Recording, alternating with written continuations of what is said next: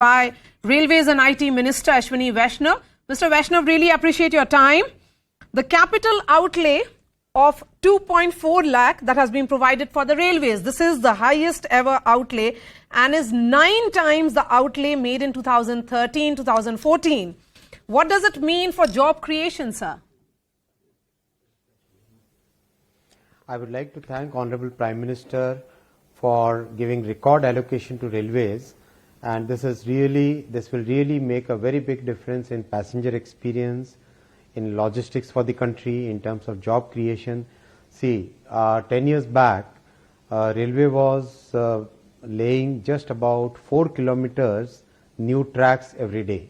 That was nothing compared to the need, nothing compared to the infrastructure which this large country needs, right?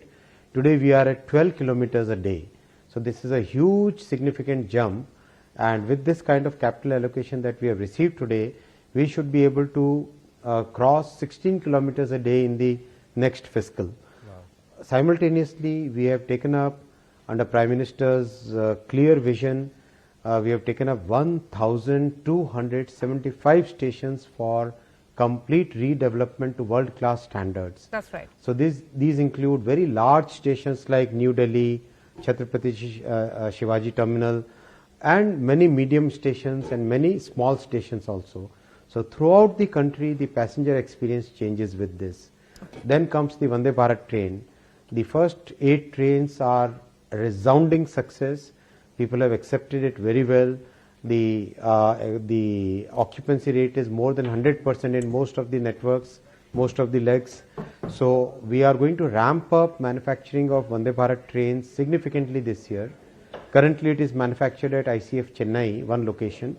This year we will, after this budgetary allocation, we would be ramping up to Sonipat in Haryana, in Uttar Pradesh, as well as in Maharashtra. Latur, Maharashtra, Raebareli, Uttar Pradesh. So that way Vande Bharats will be manufactured at 4 locations. And we are also coming up with a hydrogen train. Again, the focus of the budget is on green growth. That's right. So in that spirit, we are developing. Prime Minister gave us the target that hydrogen train should be designed in India, developed in India, made in India. So by December 2023, we will be rolling out hydrogen train. Congratulations on that, certainly.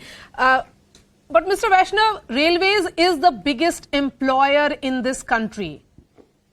The question that is being asked by analysts and also your political opponents is if this increase in outlay will translate into job creation.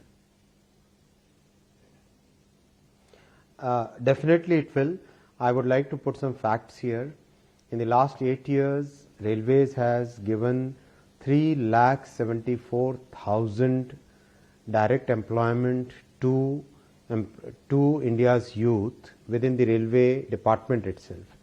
Right now we are undergoing a process by which we will be employing 1,45,000 people. Listen, in the state of Rajasthan, every 2 to 3 months when they set up any exam for recruitment, there are paper leaks, there are all kinds of problems. That's right. Railways, in Prime Minister's leadership, has completed this process in an absolutely transparent and flawless way. More than 1 crore applicants were there for each of the categories. So there were a total of 2 crore applicants in the 2 classes, 2 sets of categories, and 2 crore applicants absolutely flawlessly, no complaints, completed. And now we will be giving, this is just within railways.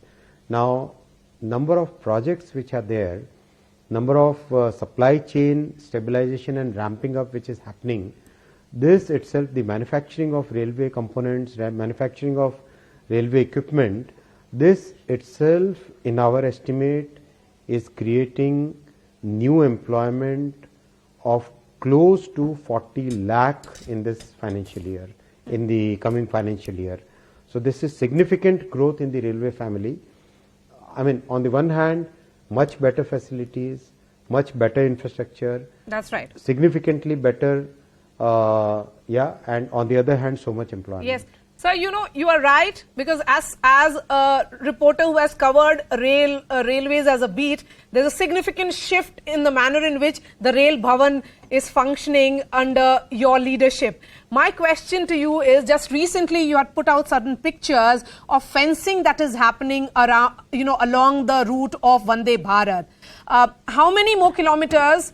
And which are these routes? And, you know, traditionally we used to have railway budget and the general budget separate. The budgets have been, you know, it is one budget now. That happened several years ago. But sir, the question then is, what about new trains? वो कैसे पता चलेगा कितनी नई trains आ रही हैं? See, everything is very transparently put in the detailed demand for grants. The fencing that we have adopted is a very nice design. A lot of thought has gone in it. The idea was that no large cattle should be able to come over to the tracks, and simultaneously it should provide the flexibility because our tracks are on surface. They are not elevated, or they are not on very large embankments. So very carefully thought through design has been made. We have started doing it on the Mumbai-Ahmedabad section. Very soon we will be doing it for about 1,500 kilometers, and this is just one of the steps. There are multiple steps that we are taking under Prime Minister's guidance. We are going for automatic signalling. For Kavach, last year we took 3,000 kilometers. This year we are taking up 5,000 kilometers.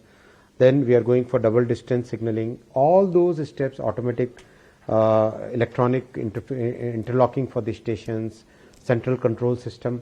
All these things are helping us upgrade the tracks from 70-80 kmph capacity, which was there 10 years ago, now to 100 plus universally, 130 and 160 in many sections, and hopefully within 2 to 3 years time, most of the big cities would be connected by tracks which are capable of doing 160 kmph.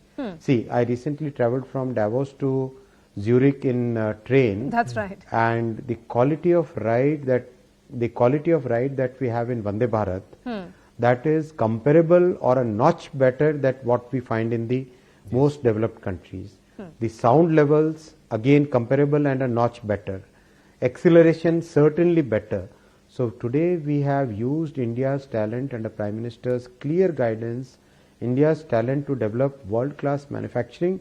And over a period of next 3 years, we should be looking at railways as a major exporter of technology and products.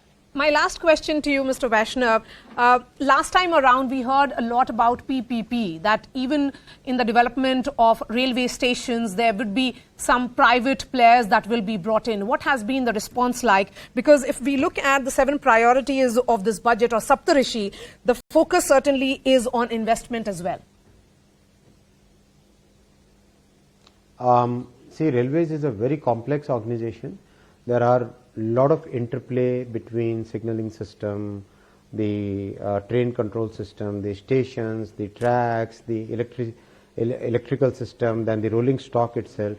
It's very complex, and all over the world railways are practically run by governments only. Even if there are some places companies have been created, but those companies are basically like government companies or extension of government organizations. That is the same case here, and also we have a very large social obligation. On passenger travel alone, we give 51,000 crore of subsidy. Then fertilizer is subsidized. Then food grain movement is subsidized. Salt is subsidized.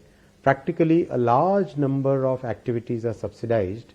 So all those social obligations are not really amenable to PPP mode, and as a policy decision, government has taken a very clear decision that railways is not going to be privatized. All right. Thank you so much for your time, Ashwini Vaishnaw, Railways and IT Minister, giving his thought on this outlay being increased, the highest ever. That is the big number that is coming for the Indian Railways.